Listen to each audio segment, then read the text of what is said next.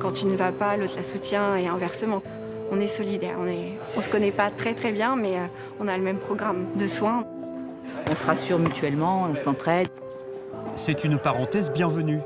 Une bouffée d'oxygène qui favorise les échanges sur les cours et en dehors.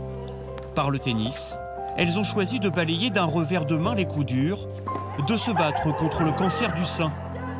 À 40 ans, Élodie n'avait plus pratiqué le tennis depuis l'adolescence.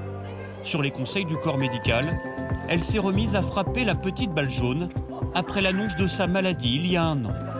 Une fois qu'on a terminé, on est bien mieux. Après, la chimio, ça avait tendance à me faire des problèmes de tachycardie. Et donc là, au niveau cardiaque, il n'y a rien de meilleur. Le cardiologue m'a conseillé de continuer. Et puis, en 4h30 de sport par semaine, oui, ça fait vraiment beaucoup de bien. Redécouvrir son corps affaibli par la maladie, c'est également le pari de Yannick, qui vit son 2e cancer du sein. Il y a 20 ans, on lui avait déconseillé la pratique du sport. Depuis janvier, elle ressent au travers du tennis le bien-être physique qui lui manquait tant. S'il y avait pu y avoir ça il y a 20 ans, ça aurait été super. C'est un vrai bonheur parce qu'on travaille notre bras, comme ça on récupère mieux au niveau de l'épaule, de la cicatrice, de la mobilité du bras parce qu'au début on ne peut plus bien monter le bras et tout ça. Et du coup le tennis nous aide énormément avec en plus le fait de ne pas penser à notre maladie pendant ce temps-là et de prendre beaucoup de plaisir à jouer. Là, tu es en prise revers et puis tu vas pouvoir être plus à l'aise pour pouvoir la renvoyer avec ton revers. Donc moi, je te l'envoie côté revers. Au départ, je me mets comme ça. Chaque semaine, toutes ces femmes en cours de traitement se retrouvent dans le cadre du dispositif Jeux Santé et Match.